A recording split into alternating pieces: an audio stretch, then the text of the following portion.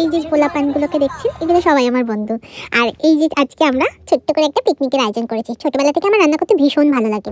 আর এই যে সবাইকে দেখছেন, এগুলো যারা আমাকে সহযোগিতা করছে, এগুলো আমাদেরই পরিবারের সদস্য। আমি ছোটবেলা থেকে ফিস্ট করব, আর এরাই আছে যারা আমাকে এসে হেল্প করবে। আমি রান্নাটুকুই করতে পারবো, তারপরে আদারওয়াইজ আমি আর কিছু করতে পারি না। এই যে কাটা বাছাগুলো সব আমার বৌদি দিদি এরাই করে দেয়। আর আজকে আমি ওদেরকে নিয়ে ফিস্ট করছি, কারণ ছোটবেলা থেকে এটা আমি উদ্যোগ নিয়ে করে আসি।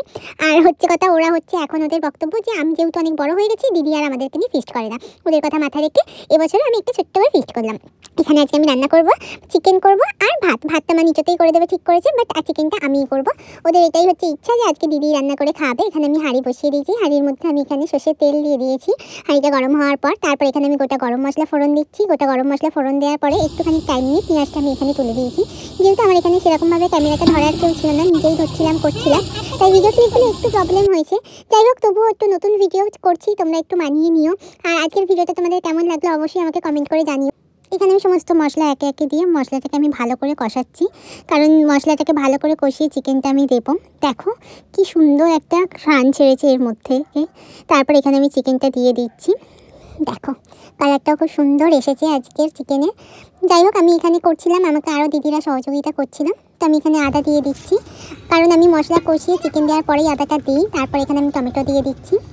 যেহেতু অনেকটা রান্না, তো আমি এগুলো দিতে পারছিলাম না, দিদি এসে সমস্ত কিছু দিয়ে দিচ্ছিল। তো এখানে আমার আলুও দিয়ে দিলাম, আর এখানে দিদি বেগুনটাকে ভালো করে ম্যারিনেট করে রাখছিল।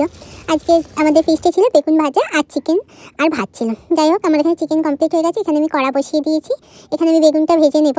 কড়াই তেল দিয়ে দিয়েছি, তেলটা একটু গরম হওয়ার অপেক্ষা করছি। তারপর এখানে আমি চেক করে বেগুনটা ছেড়ে দিয়েছি, যদিও সেটা নেওয়া হয়নি।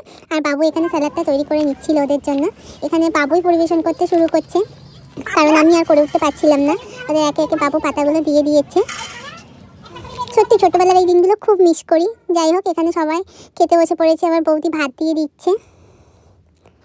আমি যত কিছু এইগুলো জোগাড় করি, সমস্ত কিছু এসে ওদেরকেই করতে হয়। ফিস্টের উদ্যোগ আমি নিই, কিন্তু কাজগুলো ওদেরকেই এসে করতে হয়। আমার মাও হাত লাগিয়ে দিয়েছে, যদিও ছোটোবেলা থেকে এইগুলোই হয়ে আসছে। আমি করবো বলে ঠিক করি, কিন্তু করে উঠতে আর পারি না। তো তোমাদের আজকে ভিডিওগুলো কেমন লাগলো অবশ্যই আমাকে কমেন্ট করে জানিও। এটা আমার ফার্স্ট ভিডিও, অবশ্যই ভিডিও ভালো লাগবে।